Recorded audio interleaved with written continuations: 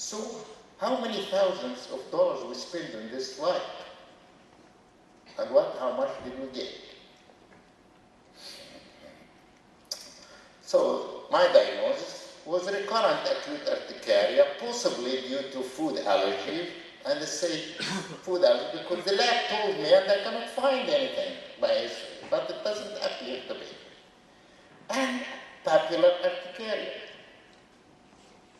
Papular urticaria is a very peculiar, as you saw it in that picture. It's not the large welts with erythema that you saw in the girl that I did wrong.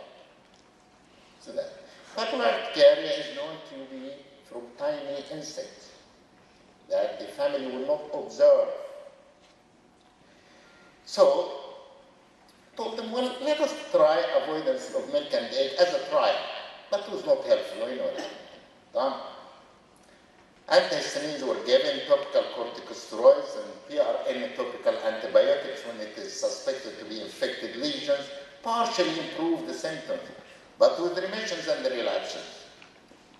So here we have a very benign but alarming condition, because anything that comes on the skin alarms people. The liver and the kidney can go in disease for a long time, and we don't feel it. That's why most of these diseases come late to medicine. Whereas anybody sees something on the skin, they run. That's why the dermatologists earn a lot of money, particularly from ladies. They don't tolerate any little reaction in their skin. It can be benign. So parents were reassured of the benign but prolonged course and took a lot of convincing on them. This is benign. It is not going to cause anything. And tiny insect that can do that, you will not even see it.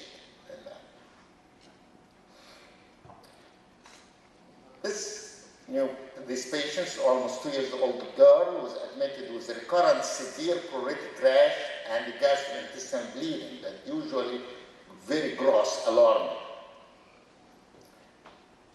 I was involved late in this because it did not come to our service. It was gastrointestinal bleeding. At 15 months, she was hospitalized for fever, otitis media, ecchymotic rash, and swollen joints. An extensive lab evaluation was totally within normal. And I mean extensive. Every doctor who are in the hospital ordered more tests. And this is the tendency that we do. More tests or more medications. It's very easy for us to write medicine, to prescribe a lab. An extensive lab evaluation normal resolved within 1 week on ampicillin and prednisone. Don't know where it is the source of infection here, but we've given ampicillin. And we don't know the exact diagnosis, but prednisone is the most wonderful medicine that has ever been created. There is no doctor of any specialty does not prescribe corticosteroids. Imagine what would we do without it? It was referred earlier that I had some publications on Stevens-Jones syndrome and toxic dermatocolitis. And when these patients are in the hospital, they just look terrible, and a very high mortality rate. And before we introduced the IVIG, used corticosteroids. And because some patients died, there are some authorities said steroids are dangerous for this disease. And when the patient improves, the doctor said, well, that cured the patient. So this controversy. And sometimes when I see this patient in the hospital, my colleagues will argue, shall we give steroids, shall not give steroids? Before I just say, what else, what are we going to do if we don't give corticosteroids? Well, then nothing, we cannot do anything. I said, well, please, let us give steroids. And I joke with them, say, nobody should leave this world without the privilege of getting a high dose of corticosteroids. Do that very well. Amazing, this girl, when I saw her a few times, with a lot of bleeding, she looks happy. I'll show you her picture. Lab evaluation again, and extensive, I tell you, lab evaluation was within normal limits. Rapidly resolved again with the wonderful steroids. Recurred 3 times during a few months. This is very alarming. Gross gastrointestinal rectal bleeding, bleeding in the skin, in the conjunctiva, and in the mucous membranes. In a 2-year-old girl, that is not a happy event. Physical examination, gross rectal bleeding, large ecchymotic patches, the skin, mouth, and conjunctiva, and swollen joints. She was afebrile and appeared well. This is amazing, this girl. Hematologic and immunologic studies, again, normal. Look how much we are expecting from the lab, including complement, circulating immune complexes, and name it. IgE was slightly elevated, not a big deal. Skin biopsy showed leukocytoclastic vasculitis. All right, here's something specific. But what is it due to? After again questioning, by the way, patients, most of them, they don't read the book. So they are truthful. So we have to listen to them. And the mother said, can the chocolate do that? Who is a public person, lay person, suspect something like that? Even doctors don't. So I said, well, it's possible. I don't have anything else to accuse. So let us see that. So what should be done next? This is a picture of this girl. You look at the conjunctiva and the heart face. That's her whole body, in addition to gross rectal bleeding. And look, she's happy with all this evidence that she's in. So really, it's not a terrible organ disease there. Fortunately, the kidney and the liver and the heart were all right. She's happy there. So I diagnosed hypersensitivity vasculitis, possibly to cocoa. The cocoa is the main thing in the chocolate. But the chocolate is not just cocoa. There's milk, and there's nuts, and there are various other things in it. Skin test was negative to cocoa and common foods. Well, but this is vasculitis. That's an immune complex disease, not an IgE-mediated reaction. So I have to interpret the test appropriately. Not surprised. This confirms that it's a vasculitic, not an IgE-mediated type. Chocolate avoidance was associated with definite improvement, except for a few minor recurrences after accidental. Whenever it happens, discovered it's very hard to control a child while eating with other people. I tried oral cromolyn with little faith, but resulted in some help. When she ate a piece of the chocolate, a major relapse occurred next morning, responded to prednisone. So this is a very rare case of food-induced vasculitis. And we should not only think of the common diseases. We are seeing a patient, one patient at a time.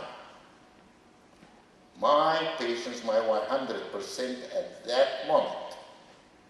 So I cannot say you don't have a common disease. I'm not common. I'm coming to you many times, I'm coming to many doctors to think of this. And you find all the lab that was done was very little help other than it is leukocytoclastic. And the mother, by questioning, who does not know medicine, gave us the clue. Now, this is an interesting case of a dentist who treats me free. He is a friend. His wife is a pediatrician. I was teaching her. We are close. We visit each other. It is wonderful friendship. He called me and said, I am getting urticaria every morning. And I wanted to test me. When should I come? I said, you are going to leave your office during the day. Let me take the history over the phone to save you time. Then you come for testing. So I took the history. And after I took the whole history, Didn't find any clue. What I'm going to test it for? I asked them, do you get out of bed with it? He said, no. I go to bed without it. I come out of bed without it. So that excludes anything in the bed. You spend 6 to 7 hours in bed, and nothing happened. You cannot say your wife perfumes or a feather pillow or anything, or wool or what. Do you get it before or after you shower? So it can be either time, before or after. So it's not related to eat or soap. Do you get it before breakfast or after? See, before breakfast. Oh gosh. So it's not related to food. He eats 3 meals a day, doesn't count. It comes in the morning after he leaves the bed, before eating, and it can be before shower also. He said, how about what do you do in the morning when you get up? I said, I just go and shave, brush my teeth, and take a shower, put my clothes, and go. Could it be your toothpaste? He said, I'm using the same brand at lunch, at dinner. Nothing happens.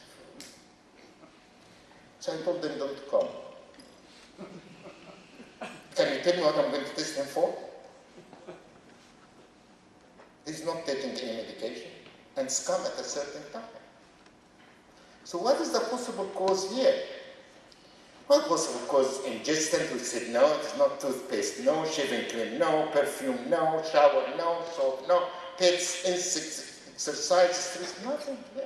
All these can cause urticaria, by the way. So, what else then? What did you do wrong? Different. I said, I didn't do anything different. No, you did. I said, I didn't. No, you did. I said, I did. I said, no, you did.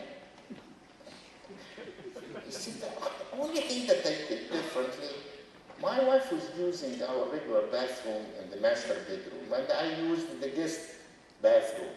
So what's the difference? No difference. I said, no, there is a difference. When you go home today, you work as a good police detective, and you find the difference between the 2 bathrooms. And he found the air freshener brand is different. The type of the air freshener. What skin test or blood test I'm going to do for that? How will I do that? How is covered? Here a person didn't come at all to the office. I did not take blood test or skin test on him. In fact, I'm glad I did it, because we have hygiene. There is too many environmental things that we eat without clinical relevance. I would be confused more. I would look stupid, because if I have a food positive by this test, Sammy, I thought, you're a good doctor. I'm telling you, it happens without eating. You tell me I'm allergic to this. Right? I put myself in a corner and come out of it. So here is examples that the lab cannot help us. The air freshener we're using a type that is emits particle, that's why we smell it. When we smell something, this means that thing touched our olfactory nerve ending. That's why we smell it. Otherwise, it will not be. Do we smell the viruses? Do we see them? Do people have, the lay people, have any difficulty in believing that a virus that's not seen except by electron microscope as a tiny dot can kill them? Do they have a difficulty in that? Not at all. They believe it. The immune system sometimes reacts so vigorously to small particles like that without differentiating whether it is an infectious agent or is a protein allergen. So you should keep an open mind, of course not so open that your brain falls out. I'll ask this. Things that come to doctors and their families or any medical friend usually tough.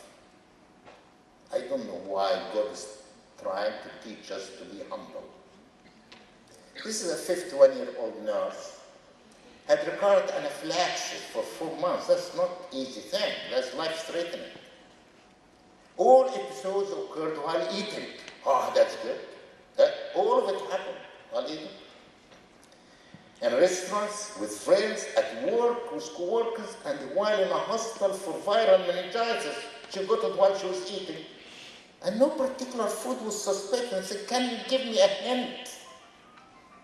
What food? I don't know what food. What the complaint was sensation of throat, obstruction, stridor, and pruritus.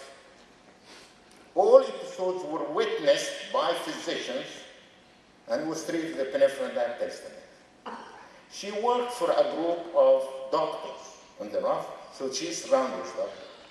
And when she's in a restaurant, she called the ambulances. She was taken to the emergency room multiple times. That's serious. Her doctors referred her to an allergist, not in my town, in another town, their own where they live. And the allergist looked for IgE, not elevated, 50 units. In adult up to 200, that's normal. Specific IgE, negative to 12 common foods. Skin prick test with some food extract was associated with stridor and pruritus.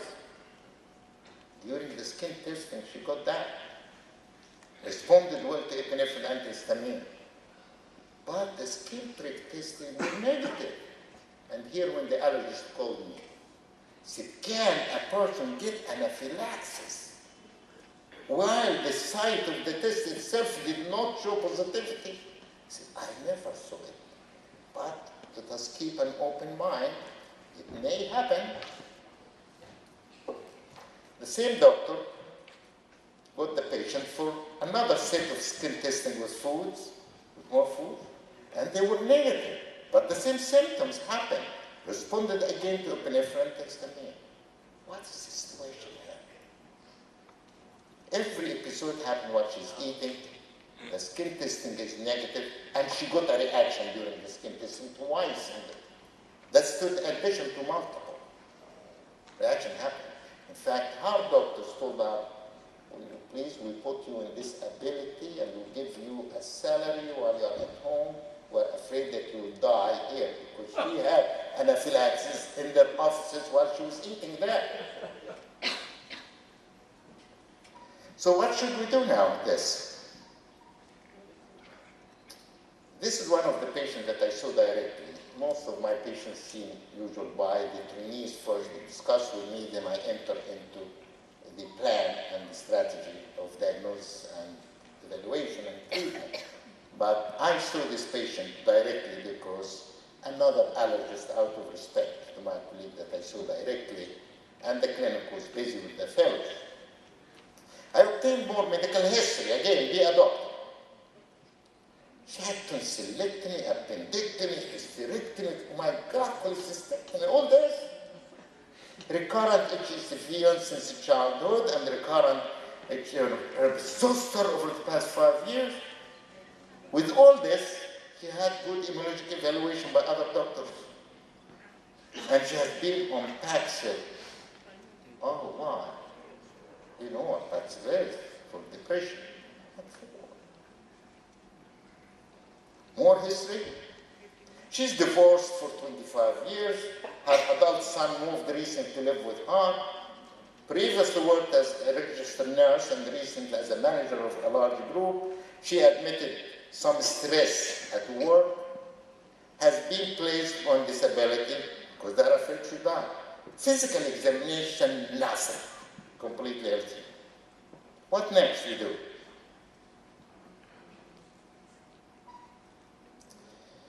Well, as investigator, just went to another room, the treatment room, and I prepared 4 syringes with normal saline, tuberculin syringes, and 2 syringes with histamine. And I told the patient, I'm going to do certain tests on you in stages, and to discover what you are allergic to. So I put just normal saline and the histamine skin testing, that's all. immediately she had severe stridor, but no rash, angioedema, pruritus, bronchospasm, or dizziness. I was monitoring the blood pressure and the pulse rate, and I put pulse oximetry in her. Everything is normal.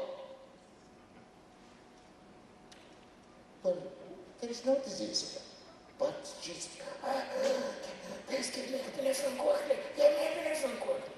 I said, don't worry, I'm with you now. I'm not leaving you. No, give me epinephrine, give me epinephrine. So I gave her normal saline injection, and she immediately became fine. There was no even time for absorption of the normal saline. And of course, the two histamine that I put have redness and itching. So she felt something. When then I did food skin testing at my next visit without even histamine control, so she does not feel the histamine thing. Immediate, again, severe stridor, nausea, and no rash, and again wanted the epinephrine, gave her normal saline, immediate relief. And all the skin prick test was negative. So the third visit, giving more food testing, nothing. Everything is normal. What do we do next? This is an adult. It's taken with the ambulance many times to the emergency room, and the allergist witnessed 2 episodes, and her doctor witnessed that, and she was responsive to epinephrine and antihistamines. And with me, she responded to normal saline. Very cheap. So they find, I know now, she doesn't have an allergic disease, this lady. And I called the allergist and I explained over the phone and said,